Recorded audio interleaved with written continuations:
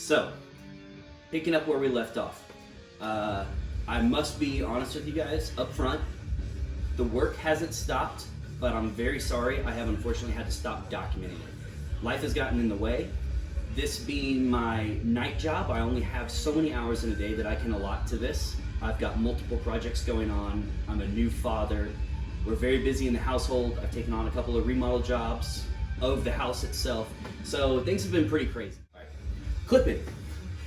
But this is what I have going on right now.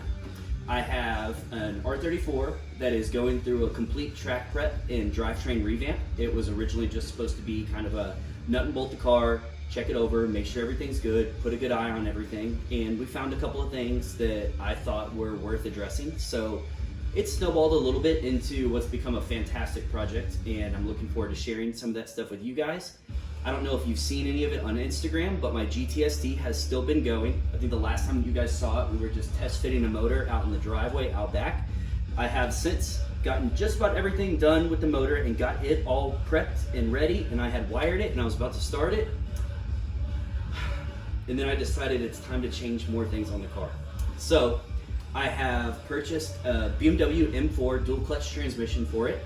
I have partnered up with Emtron to put a KV8 on the car, which I'm really excited about because it allows me to do a whole lot more things with it, like drive-by-wire, individual EGTs. It's gonna have all the CAN bus communication I need for the transmission controller, and so much more that it is absolutely insane.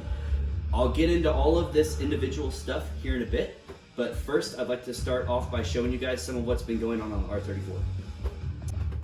So, the R34 that I talked about, let's start there. The purpose of this car is mainly track oriented. The customer wants to take it out. He wants to know that there's going to be no issues with the car, no cooling, no oiling, no BS. It's got a built motor in it. It's got a lot of supportive modifications that I've since done to the chassis to make sure that it's going to be ready on track days. I have a few more things that I need to finish before it's going to be ready for its dyno tune with its new Spectrum turbos and all of the hot side that I just installed. But I guess let's start off by showing you guys some of the work and some of the individual parts and products as they've been developed so far. Okay, so the first thing that I wanted to address is an inherent issue that I've always ran into with RBs, which is blow-by. In my opinion, there's not many solutions to it. There's a whole lot of band-aids, but for a track-use vehicle, the best thing you can do to really manage it is make sure that you give it enough capacity and enough storage and enough air-oil separation so that you can kind of, I hate to keep saying manage it, but so that you can manage it. So this is kind of my take on the system and what I do and what I've created for the R33 and R34 chassis. So what I do is my standard. I have 12 AN. I have 12 AN lines coming off each valve cover, and then I plug the PCV. I don't believe in PCV recirculation. And these lines feed into my new air oil separation tank. You'll have to excuse me, it's not bolted in right now because I'm still actively working on the car. Inside the tank is a special air oil separation system that I've designed and developed. It's not just a tank with a couple of walls and some perforated holes in it. There is actually a very well thought out system. It's suspended. The tank's capacity is very large, so it's unlikely that any oil slosh could ever get to it. But it's triple layer, and then it ends in a K&N separation filter, which is held down by this proprietary plate here. For those that wish to, and this is how I'm going to set this car up, I also have a 1/2-inch NPT return line that can drain back to the oil pan. It's going to be incredibly hard to see, but I can kind of show you a little bit from underneath in a second. The reason I'm a big fan of return lines is because on a track day, you're not sitting there checking the level of your catch can. You can kind of drive a little bit open-minded, and it's one less thing that you have to think about. Now, of course, there's exceptions. People that run ethanol may not particularly like this method, although on my personal vehicle, I will still do it because I change my oil often enough. And there's some other factors too, but for the most part, I feel like this is the best way to set yourself up for a maintenance-free catch tank. And then because it's so large, it takes up a spot of the coolant overflow, so I have included a built-in coolant overflow tank and welded it to this. So this is a 2-in-1 unit, and for everybody that's asking, that's wondering, there is no more wiper fluid reservoir. I don't care, I'm very sorry, that's just not something I'm interested in. The second thing I've been working on is the cooling system. We start at the front. Same as what I've done for the R32s. I have started on a ducting system that basically plumbs between the intercooler and the radiator and makes sure the air can't escape out of the sides or out of the bottom. And if you kind of look under here, you can actually see the bottom plate. This piece right here, it allows no air to go down and sneak under the core support or around the radiator. And I do the same thing going up the sides right here. You can kind of see a little bit of it right there. Now, upon completion, I'll have the same plates right here behind the headlights and between the condenser right here. And then I'll also have a top plate as well that all goes in as one for the whole system. So it kind of encompasses the whole area, but it's still mid-construction, and it's the next thing that I'm gonna move on to after I'm finished with the oiling system. Second in line for cooling is gonna be the Spall sealed brushless fan that I've installed on the car. Unfortunately, the engine bay I found to be a bit tighter than the R32, so I was not able to shroud this setup. However, the fan will do plenty at idle. The ducting will do everything once the car is at speed. Once these cars are at speed in motion, as long as you have your ducting and everything sorted and your oil cooler is large enough to handle the RB, since it's mostly an oil-cooled motor, in my opinion, it's very dependent on oil temperatures. If you have those things in line, you don't need to worry about this guy when you're driving. This is just an idle fix. So for idle, it'll have this strong puller that I've installed, and then the factory pusher, so that won't be a problem. But on track, this thing should perform perfectly. Another thing that I've done to make sure that it performs good on track is I have built one of my bleeder systems. This bleeder tank handles 4 different pull spots. There's 2 in the back that you can't really see. It bleeds off the back of the head and the back of the balance tube. And then there's 2 that you can see. One is gonna grab off of the top of the radiator right here. This will now have a dead cap. One bleeds off of the top of the coolant rail on the mid manifold. That's a common bleeder spot anyways, but regardless, those are the 4 spots that I've chosen to bleed. And what this does is it kind of makes the cooling system as maintenance-free as I've attempted to make the oiling system via the blow-by. So actively, the car is gonna self-bleed. It'll check and get rid of any sort of air bubbles or anything that could possibly be trapped in the hottest part of the system. So, and then the last thing that I'll be able to show you guys right now for the cooling system is the oil cooler that I'm setting up right here. I'm gonna play switchy on me. So, there's a good amount of oil cooler kits on the market. There's no denying that. I think Nismo even has a fantastic one that's already ducted in and it's ducted out. By the way, this is ducted out of the side because the user actually has a legitimate Nismo Z-Tune bumper. So utilizing this side vent is very important for making sure that there's not dirty air getting trapped in the wheel well or anything else. Basically, it's all about air management. What I've done is I've actually opted for a Koyo 25-row oil cooler. I think that this is the right size for an RB that sees track.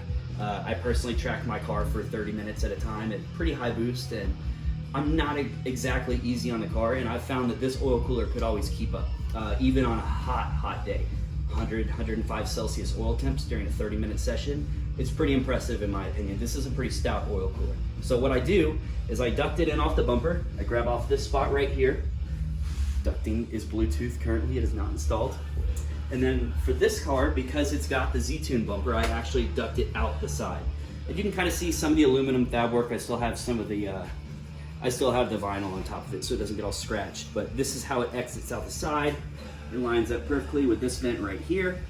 It's all aluminum in the back so that it's safe from any sort of rocks or kick up or anything like that. And then to top it off, the user or the owner of this car actually asked me to keep the factory splash guard. So factory splash guard still does fit with the confinements of all the mounting and stuff that I've made here with all the ducting and everything else. And it will look like a completely factory install, which is always a plus until you look through the side of the bumper and you see this awesomeness. And so there's a slew of other things that I did to this car that I won't bore you with. I did an extended capacity oil sump, which obviously I'm going to use to drain the catch can too and all that good stuff. I changed his turbos out to a DR600 model turbo from Spectrum Motorsports. In the process of doing so, I ceramic coated everything on the hot side. I redid all of the hard lines that feed the turbos, I got rid of the branch and all the excess coolant lines that goes around the back. I did AN outlets that'll feed directly to the radiator, as I do on all of my builds. I went through, inspected everything the bottom end, made sure everything was good for the end user. I installed a dual head drain out back, which is oil on one side and then coolant on the other, which feeds the bleeder tank as described. I went through and I didn't really have to rebuild because they were in pretty good shape, but I recoated his throttles, made sure everything was good on the intake side, and then I deleted about 90% of the cooling system because for the most part, it's all excessive if you get rid of the heat exchanger and a lot of the way that the coolant branches off to the rear of the turbos. You can really, really simplify the hell out of that. So in the process of cleaning up the intake side, I've also relocated the oil filter remote down here. It's a thermostatic unit. If the car is ever going to see street or track or anything else, you always want a thermostatic remote oil filter base if you can, or you can do an inline thermostat. Either way is good, either way works. But basically, I'm down to the point where I need to finish up the oil cooler, wrap up the fuel system, and this car is going to be ready for the dyno soon. And I will gladly share everything that I do to it along the way and kind of share the process with you guys from here forward. And then I've also been getting some work done on some of the motor sets that I have for each of my car.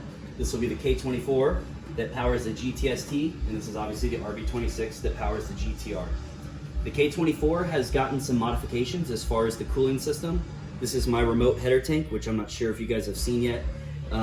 This is an alternator system that I designed to try to reduce everything down to a 3-pulley serpentine. This is the coolant crossover tube. There's no intake manifold installed right now, even though you once saw one, because I will be switching over to a billet intake manifold and a Bosch 3-inch drive-by-wire throttle body to couple with the Emtron ECU. It's one of the things that I had to do to accompany the M4 DCT and all the other upcoming modifications. Also, drive-by-wire rules. This is the turbo setup. I think you guys have seen this finalized since welding, but since you've seen it, I've gone to a company called Header Shield, and I have wrapped all of the hot components. This will be the turbine housing, the downpipe, the wastegate housing got its own blanket, the wastegate dump tube, which is not pictured here, is also wrapped, and then everything is merged down before it is going to turn into a titanium exhaust on the car. I swapped over to a Platinum Racing Products R35 coil pack kit so that I didn't have to run what's in my opinion a pretty small spark plug gap like most of the K24 guys are doing that see high boost. Moving on to the RB, I don't think a whole lot has happened here other than the intake side. I'm just basically getting this motor prepared for the drive-by-wire setup. You can actually see that I have completely stripped a cast OEM intake manifold, and then I re-stippled it to make it look like factory casting. That was not fun. I don't advise anybody ever do it. It is horrible, actually. It takes forever. But the end product, in my opinion, is absolutely beautiful. And if you didn't know what you were looking at, you would think you were looking at something that was stock, which is exactly what I wanted. So that was a quick crash course on just a couple of the things that have been going on. There has been a list of things that have gone through this shop that I can't even keep up with anymore. From group buys to ducting kits to product releases to customer cars to getting my own stuff in sorts and getting my own cars set up. Throughout the next few weeks, I'll be kind of slowly going over everything bit by bit and just kind of chomping out job by job and just kind of going over it and sharing it with you guys. And quite honestly, I have to be very upfront. It's not because I think that this is anything special. It's not because I think that I'm doing something that nobody else has figured out. And it's not because I want to make it big or get some huge channel. I just get a lot of people genuinely asking me questions about the technical things that I do. Why do I do this? What's the benefit of this? Why did you choose this? Why did you choose that? And I just felt like this was a good platform to me kind of vocalize from and share with you guys. If you find it beneficial, great. I'd love to hear about it.